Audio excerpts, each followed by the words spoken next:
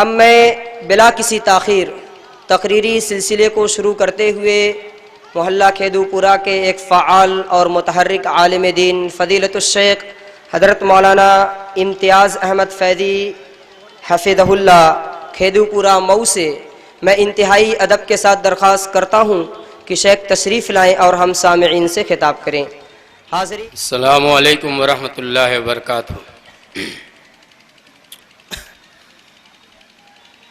الحمد للہ نحمده ونستعینه ونستغفره ونعوذ باللہ من شرور انفسنا ومن سیئات اعمالنا من يهده الله فلا مضل له ومن يضلل فلا هادي له أشهد أن لا إله إلا الله وحده لا شريك له وأشهد أن محمدا عبده ورسوله أما بعد فإن خير الحديث كتاب الله وخير الهدي هدي محمد صلى الله عليه وسلم وشر الأمور محدثاتها وكل محدثة بدعة وكل بدعة ضلالة وكل ضلالة في النار۔ قال الله عز وجل في كلامه المجيد: بسم الله الرحمن الرحيم وقل للمؤمنين يغضوا من أبصارهم ويحفظوا فروجهم ذلك أزكى لهم إن الله خبير بما يصنعون۔ رب اشرح لي صدري ويسر لي أمري واحلل عقدة من لساني يفقهوا قولي رب زدني علما سبحانك لا علم لنا إلا ما علمتنا إنك أنت العليم الحكيم۔ صدر اجلاس، اسٹیج پر موجود معزز علماء کرام، میرے دینی اور ملی بھائیوں اور پردہ نشین مائیں اور بہنیں، آج یہ اپنی نوعیت کا پہلا اجلاس اپنی جماعت کا ہے جو مغرب کے بعد شروع ہے۔ سبھی لوگوں کا فون آ رہا تھا کہ مغرب بعد ہے یا عشاء بعد ہے، لیکن ہم سب لوگ جانتے ہیں کہ پارمیشن یا اجازت 10 بجے تک کی ہے، اس لیے مغرب بعد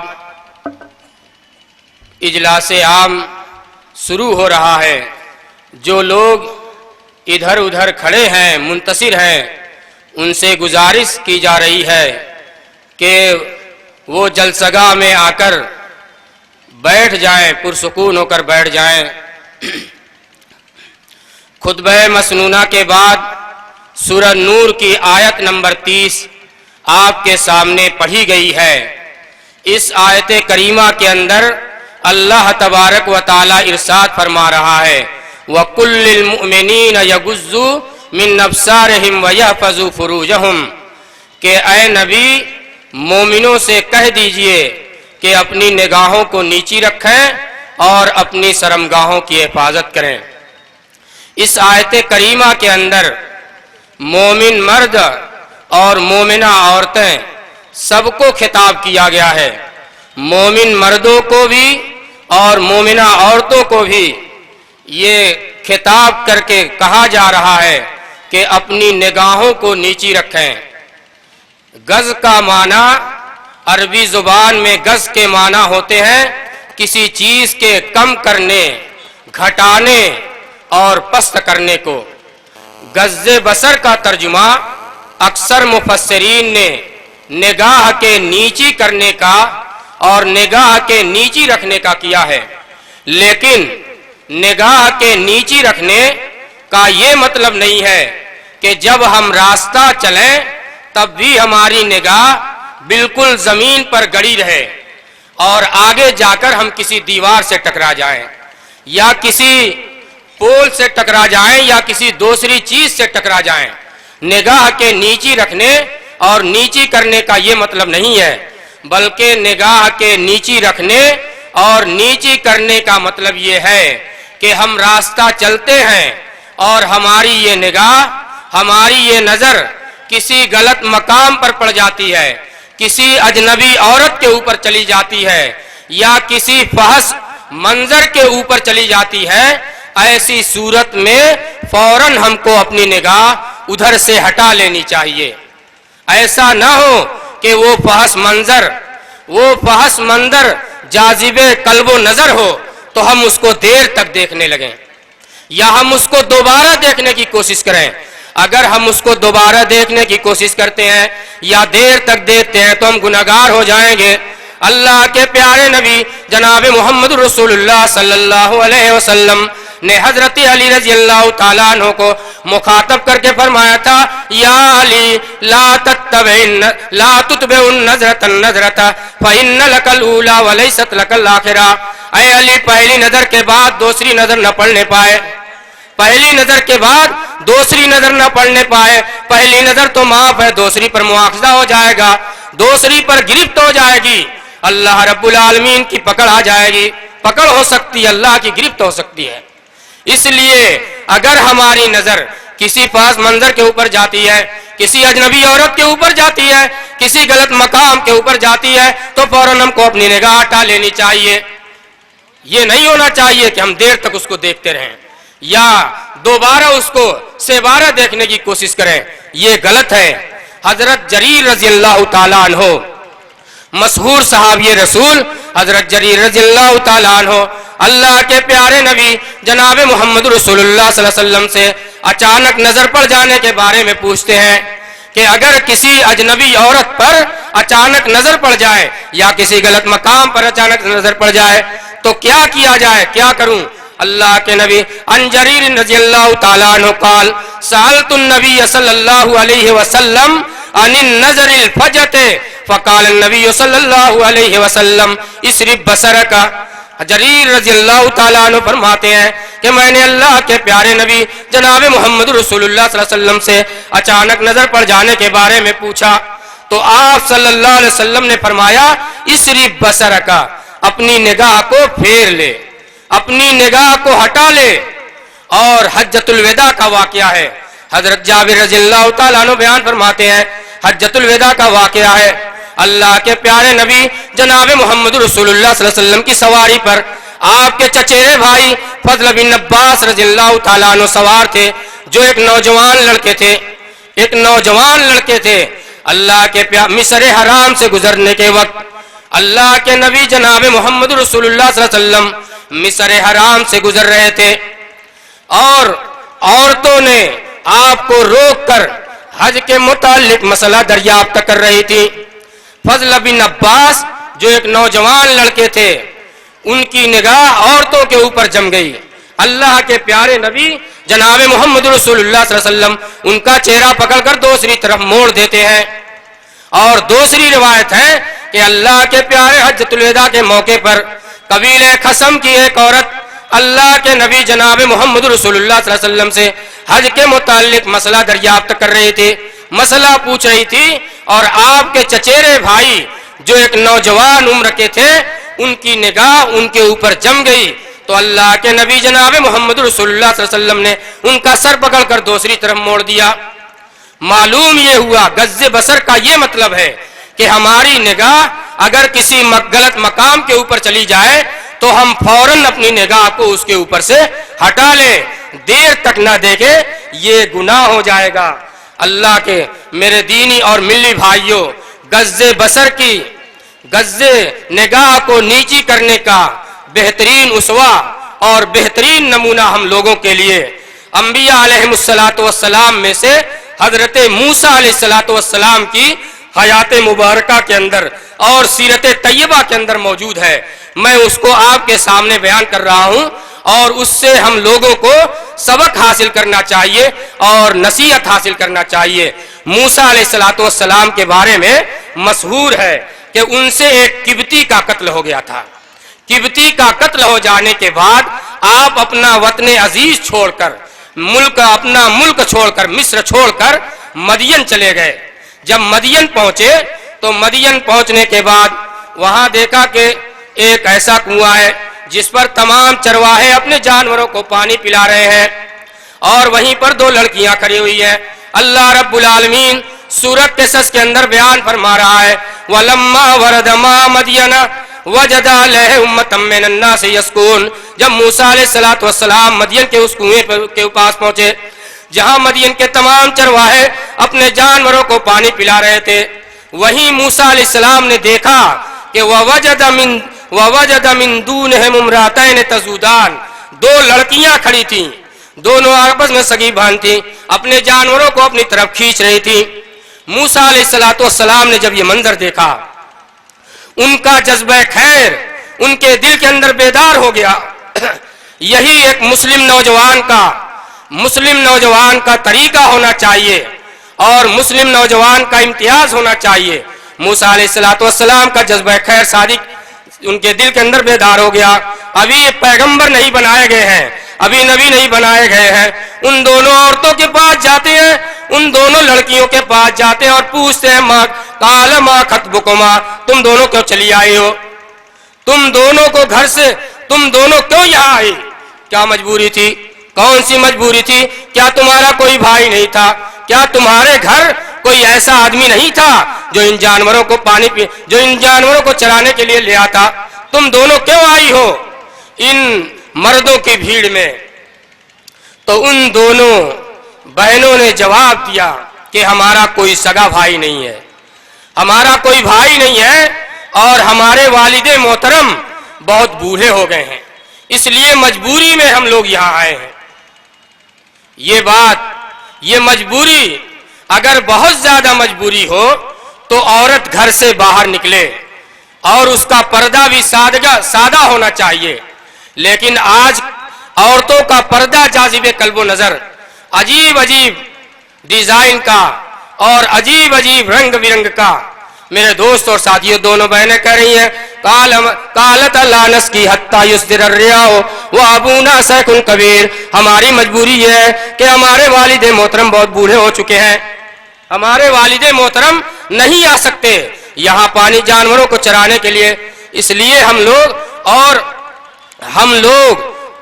लोग यहाँ आए हैं और हम अपने जानवरों को उस वक्त तक पानी नहीं पिला सकते जब तक ये तमाम चरवाहे अपने जानवरों को पानी न पिलाने। मूसा अलैहिस्सलातु वस्सलाम वहीं खड़े रहे, तमाम चरवाहे अपने जानवरों को पानी पिलाकर एक भारी भरकम चट्टान उस कुएं के मुंह के ऊपर रख देते हैं, जिसको 10 आदमी मिलकर उठाते थे और हटाते थे और उसके ऊपर रखते थे।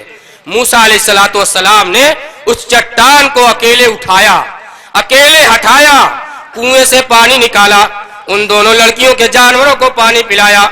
पानी पिलाने के बाद मूसा अलैहिस्सलातु वस्सलाम ये दुआ करते हुए एक दरख्त के साए में चले गए। मूसा अलैहिस्सलातु वस्सलाम दुआ कर फसका लहुमा, अल्लाह रब्बुल आलमीन बयान कर रहा है सूरह क़सस के अंदर, फसका लहुमा सुम्मा तवल्ला इला ज़िल्ल फ़क़ाल रब्बि इन्नी लिमा अंज़लत इलय्या मिन खैरिन फ़क़ीर। उन दोनों लड़कियों के जानवरों को पानी पिलाया, फिर एक दरख्त के साए में जा रहे हैं और दुआ कर रहे हैं कि बारे इलाहा, इस वक्त तू जो भी मेरे ऊपर भलाई नाजिल कर, मैं उसका मोहताज हूँ। एक लंबा सफर था, मिस्र से मदियन आए हुए थे, वक्त कम है, इसलिए मैं अपनी बात को जल्दी जल्दी रखना चाहता हूँ। हो सकता है कि मैं अपना पूरा मौजू आपके सामने बयान न कर पाऊँ, वक्त बहुत कम है, आधे घंटे का। मेरे दोस्तों और साथियों, मूसा अलैहिस्सलातु वस्सलाम भूख से निडाल थे, पेट उनका पीठ से सटा जा रहा था, दुआ कर रहे थे कि रब्बुल आलमीन जो कुछ भी तू भलाई नाजिल कर, मैं उसका मोहताज हूँ। उस दरख्त के साए में जाकर बैठ गए, उनकी दुआ कबूल हुई। मूसा, वो दोनों बहनें अपने घर गईं। अक्सर मुफस्सिरीन इकराम ने लिखा है कि वो दोनों लड़कियां शुएब अलैहिस्सलातु वस्सलाम की दुक्तरे नेक अख्तर थीं, शुएब अलैहिस्सलाम की लड़कियां थीं जो अपने जानवरों को पानी पिलाने के लिए आई थीं।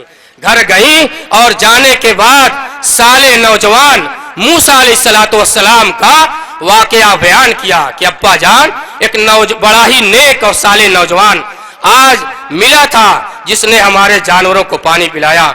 जब शुएब अलैहिस्सलाम ने इस साले नौजवान की खूबियों को सुना شعیب علیہ السلام نے جب اس صالح اور نیک نوجوان کی خوبیوں کو سنا تو اپنی دونوں بیٹیوں میں سے ایک سے کہا کہ جا اور اس صالح نوجوان کو گھر پر لے آ تاکہ اس کے احسان کا بدلہ دے دیا جائے۔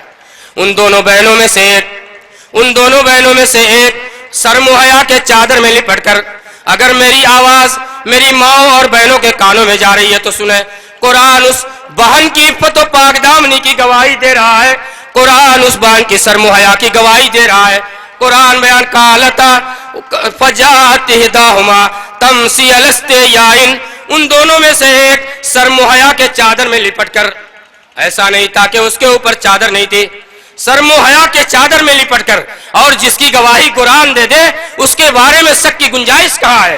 فجاءت احداہما تمشی علی استحیاء، ان دونوں میں سے ایک شرم و حیا کے چادر میں لپٹ کر آتی ہے، قالت ان ابی یدعوک لیجزیک اجر ما سقیت لنا، کہا کہ چلیے ہمارے گھر چلیے، آپ نے جو ہمارے ساتھ احسان کیا ہے، ہمارے جانوروں کو جو پانی پلایا ہے، والد محترم اس احسان کا بدلہ دینے کے لیے بلا رہے ہیں۔ موسیٰ علیہ السلام جانے لگے اس بزرگوار کے گھر، جن کو اکثر مفسرین نے حضرت صالح علیہ السلام بیان کیا ہے، لکھا ہے۔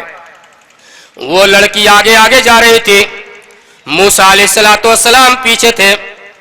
ہوا کے تیز چلنے کی وجہ سے اس کا دوپٹہ اس کے جسم سے ہٹ گیا، موسیٰ علیہ السلام کی نگاہ اس کے اوپر چلی گئی۔ یہ ابھی نبی نہیں بنائے گئے، ان کی نگاہ ان کے اوپر چلی گئی۔ موسیٰ علیہ السلام نے کہا کہ یہ غلط ہو رہا ہے، ان کو اپنی غلطی کا احساس ہو گیا، کہا کہ یہ مجھ سے غلط ہو رہا ہے، کہا میری بہن تو میرے پیچھے پیچھے چل، اسلامی رشتے کے اعتبار سے دونوں بھائی بہن تھے، کہا میری بہن تو میرے پیچھے پیچھے چل، میں تیرے آگے آگے چلتا ہوں، کیونکہ ہوا کے تیز چلنے سے تیرا دوپٹہ جب ہٹا میری نگاہ تیرے جسم پر گئی، یہ حرام ہے، یہ غلط ہے، یہ صحیح نہیں ہے۔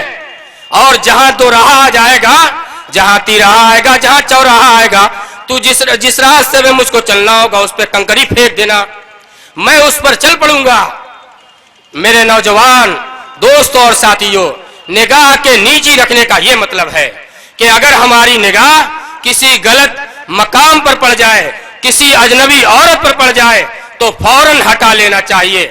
موسیٰ علیہ السلام نے اپنی نگاہ کو ہٹا لیا۔ پھر جب موسیٰ علیہ السلام ان کے گھر پہنچنے کے بعد اپنی پوری روداد سفر بیان کیا، پورا واقعہ بیان کیا۔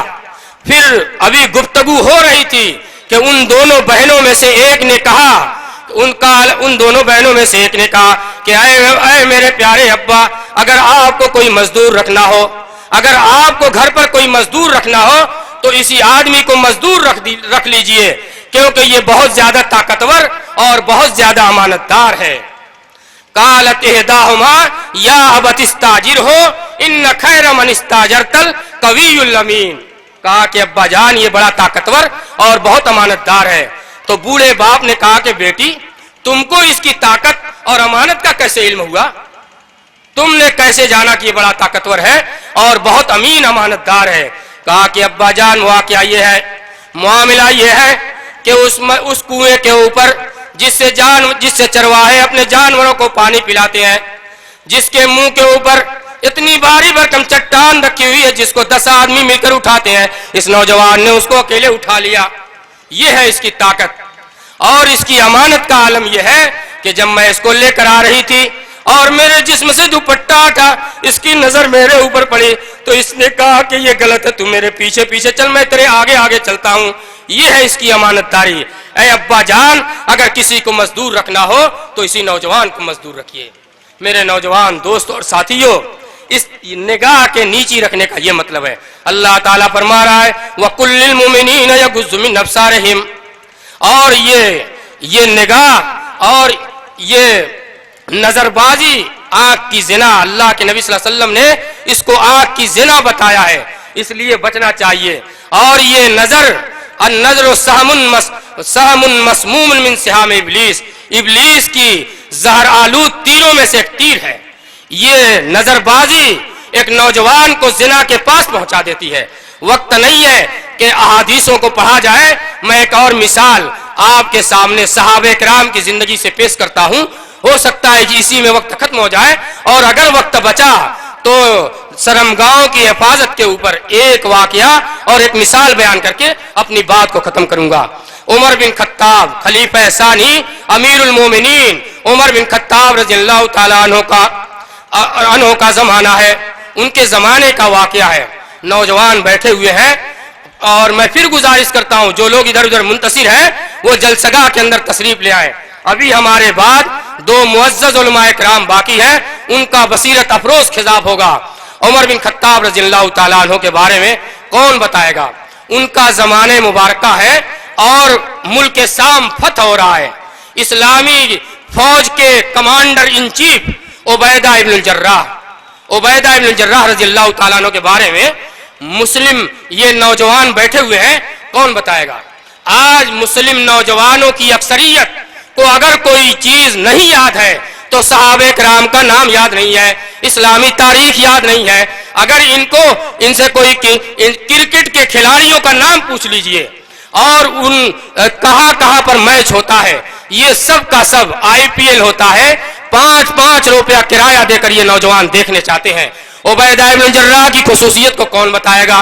तलबा होते तो बताते, तलबा बता देंगे। इस उम्मत का अमीन उबैदा इब्न जर्राह रज़ियल्लाहु ताला अन्हु मुल्क शाम को फतह कर रहे हैं, बैतुल मुकद्दस को फतह कर लिया है, और यहूद नसारा कह रहे हैं कि हम बैतुल मुकद्दस को खाली नहीं कर सकते। हम बैतुल मुकद्दस को खाली इस शर्त पर करेंगे कि आपके अमीरुल मोमिनीन उमर बिन खत्ताब को अपनी आंखों से देख लें, क्योंकि हमारी किताबों के अंदर मुसलमानों के खलीफा की कुछ हुलिया और कुछ सिफत बयान की गई है। हम देखना चाहते हैं कि वही खलीफा है या कोई और है। उबैदा इस्लामी फौज के कमांडर इन चीफ उबैदा इब्न जर्राह रज़ियल्लाहु ताला अन्हु खत लिखते हैं, कासिद को मदीना दौड़ाते हैं, अमीरुल मोमिनीन के पास खत लिखते हैं, अमीरुल मोमिनीन मुल्क शाम बैतुल मुकद्दस फतह हो गया है और आप तशरीफ ले आइए। यहूद नसारा ने आपको देखने की शर्त लगा रखी है। अमीरुल मोमिनीन उमर बिन खत्ताब रज़ियल्लाहु ताला अन्हु चंद मुसलमानों के साथ सहाबे किराम के साथ निकल जाते हैं बैतुल मुकद्दस के फातिहाना सफर पर। क्या पहने हुए हैं? 12 पैबंद वाला लिबास। आज जलसा जुलूस हो रहा है। मौली साहब जब तक सदरी और बड़ी टोपी लगाकर नहीं आएंगे लोकल समझा जाएगा। अरे अल्लाह के बंदे, इज्जत इस्लाम से मिली है। अगर इस्लाम को हमने छोड़कर किसी और तरफ देखा तो बेइज्जत हो जाएंगे। अल्लाह रब्बुल आलमीन जलील कर देगा। इस्लाम का दामन आज मुसलमानों ने छोड़ा है। कुरान से हमारा रिश्ता कमजोर है, अल्लाह के घर से रिश्ता हमारा कमजोर है। इसलिए फुटबॉल की तरीके से दुनिया में हमारा हाल हो चुका है। यहूद और नसारा किस तरीके से हमको मिटाना चाहते हैं, इसके ऊपर हम लोगों को गौर करना होगा। 12 पैबंद वाला लिबास पहनकर जा रहे हैं। सहाबे किराम ने अर्ज किया, कहा कि अमीरुल मोमिनीन ये बड़ा अहम सफर है, इस लिबास को उतार दीजिए, इस लिबास को उतार दीजिए और कोई नया लिबास पहन लीजिए। अमीरुल मोमिनीन उमर बिन खत्ताब रज़ियल्लाहु ताला अन्हु सहाबे किराम के इशरार पर एक नया सफेद जुब्बा पहन लेते हैं और रूमी घोड़े के ऊपर सवार होते हैं। कुछ दूर चलते हैं, कुछ दूर चलने के बाद घोड़े से उतर जाते हैं। कहा कि इससे तो तफाकुर की बू आ रही है, इससे तकब्बुर की बू आ रही है। ले आओ मेरा वही पुराना 12 पैबंद वाला लिबास, वही 12 पैबंद वाला लिबास पहनते हैं और उसी में बैतुल मुकद्दस के सफर पर रवाना हो गए। फातिहाना सफर है और इस्लामी फौज का कमांडर इन चीफ उबैदा इब्न जर्राह रज़ियल्लाहु ताला अन्हु इस्लामी सिपाहियों को लेकर बैतुल मुकद्दस को छोड़कर मुल्क शाम से कुछ आगे मकाम जाविया पर आ जाते हैं अपने अमीरुल मोमिनीन का इस्तकबाल करने के लिए। जाविया एक जगह का नाम है, मकाम जाविया पर आ जाते हैं। अमीरुल मोमिनीन उमर बिन खत्ताब रज़ियल्लाहु ताला अन्हु वहां पहुंचते हैं। यहूद और नसारा की आंखें आपको देखने की मुंतजिर हैं, आपके दीद की मुंतजिर हैं, और इस्लामी सिपाही भी अपने अमीरुल मोमिनीन को देखने के मुंतजिर हैं। मेरे दोस्तों और साथियों, एक जम्मे गफीर है। जब यहूदियों के बड़े पादरी ने अमीरुल मोमिनीन को देखा, तारीख के अल्फाज हैं, फमद्दल बतर का उनुकहु फज़ाका ज़ाकतन हाज़ा हुवल्लज़ी नातहु व सिफ़ातु फ़ी कुतुबिना। ये वही आदमी है جس کا حلیہ ہماری کتاب اور جس کی صفت ہماری کتابوں کے اندر بیان کر دی گئی ہے۔ میرے دوست اور ساتھیوں، صرف 8 منٹ بچا ہوا ہے انشاءاللہ العزیز۔ پھر اس کے بعد امیر المومنین عمر بن خطاب رضی اللہ تعالیٰ عنہ اسلامی سپاہیوں کو حکم دیتے ہیں کہ بکھر جاؤ، منتصر ہو جاؤ، اور میں اپنے بھائی عبیدہ ابن الجراح رضی اللہ تعالیٰ عنہ سے تنہائی میں ملنا چاہتا ہوں۔ امیر المومنین عبیدہ عمر بن خطاب رضی اللہ تعالیٰ عنہ اپنے کمانڈر ان چیف عبیدہ ابن الجراح رضی اللہ تعالیٰ عنہ سے جتنی محبت کرتے تھے اس کو بیان نہیں کیا جا سکتا۔ سپاہی منتصر ہو گئے۔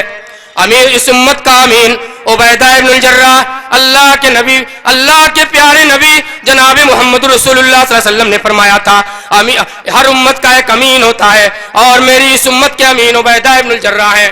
غور کیجئے گا کتنی اونچی شخصیت ہے،